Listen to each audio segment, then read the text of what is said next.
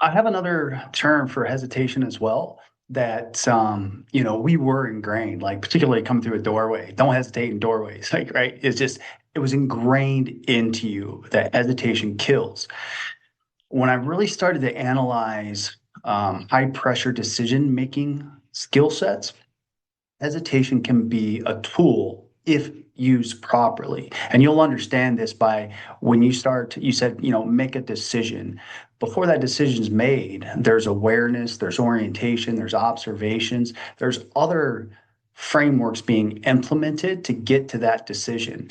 Somebody on the outside watching you might think that you've hesitated for a second, but you're actually actively doing something before you make what we would consider to be a decision based off urgency and speed, which has not been vetted by judgment, decision making, and logic. Like it's just it becomes a reaction at that point. And I don't want people to just react. As you said, you've got to have that decision pre-made, predetermined. If this happens, then I will do this. And then that allows you, when that event does happen, you already know what you're going to do. You're, of course, assessing real time information and you may deviate. And if you start down the wrong path, at least you're moving. Continue to assess, continue to orientate, and update that decision in real time. And we see a lot of, even in the corporate world, we see so many decisions that are made out of urgency and speed. Like I made the decision super fast, I'm good. And you're like, you did not think that through. I see all the errors, and that's one of the things, like particularly at bomb disposal, that made me pretty good at it was I can see the potentials already starting to form, and they're either diverging or converging. And we call those second and third order effects. Like you may get a decision made or a reaction made, and that solves your first problem. We call that first order. But there's a second order and a third order and a fourth order, and you better be thinking two or three steps ahead. Yeah, and I absolutely agree. That's why you train like you fight, right? Is so that it's ingrained in you, and so what Mhm. may look like, what may one look like hesitation. Some people may see you and look like you are reacting too quickly, but you're reacting at the same time. And I want to stick to this decision making process that you brought up here because we both operated in places where if you're wrong, people are dying. So being wrong isn't an option. Then was there any like Generally specific not. moment? What's that? Generally not. Don't be wrong. Yeah, don't be wrong. But was there any like specific moment or maybe a mission that kind of codified what you were just talking about in like your approach to decision making?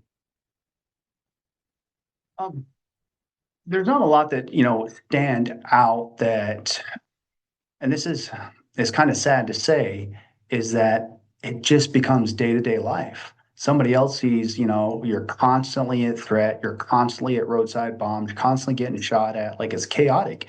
You kind of just go, it's just a job. And so our decision-making framework didn't start by having this aha moment in real life combat. That's a series of evolutions that are all the way dated back to your initial training. And like you don't realize it in training. Do you remember do you ever go to like any dive training? Yeah, we had someone on Panelleria out in Italy. Okay, so in the dive class, one of the big things they always say is attention to detail, follow your procedures, attention to detail. And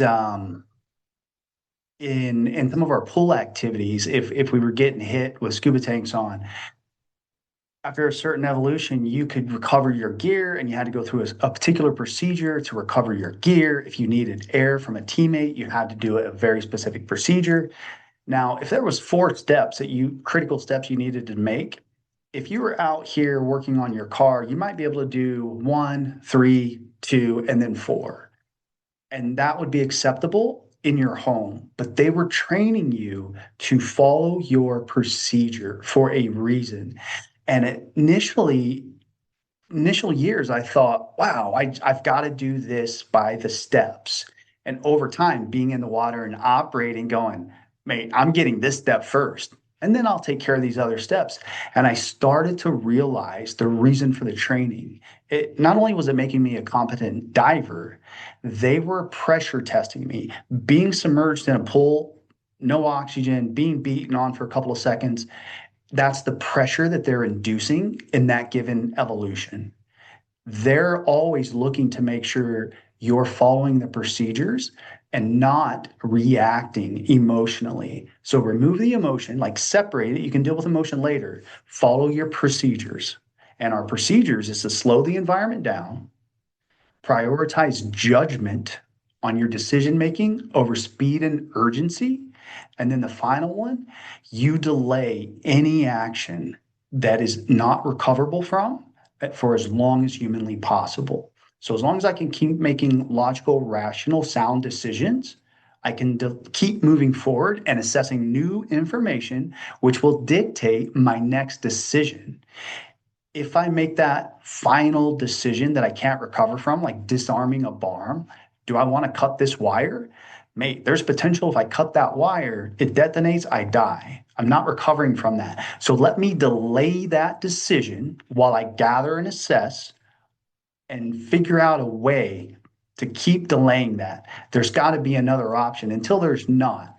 And then how do I risk mitigate against that one last single option? And you see too many people that react to a decision and then they're tunnel vision down. They don't want to change left or right or pause. And it just snowballs. And they've made an irreversible decision. They've burnt the bridge, they burnt the relationship. Very difficult to recover from. Yeah, and I think what you did there that's very interesting is something that I'm sure you guys did. I know we did when I was in uniform, and you just discussed this in a very like scientific or technical way, and if you were to discuss it in this way, people would be like, that sounds extremely mundane and boring. And we always talked about that in uniform of like you're jumping out of planes, you're diving, you're shooting rounds down range. The military can make anything the most boring thing in the world, and that's the purpose for it. Because it's boring because it's ingrained, and you're just going step by step. Because what we've learned, and what I have learned throughout my career, is that it's the same thing that Mike Tyson said, right? Everybody has a plan until you get punched in the mouth, right?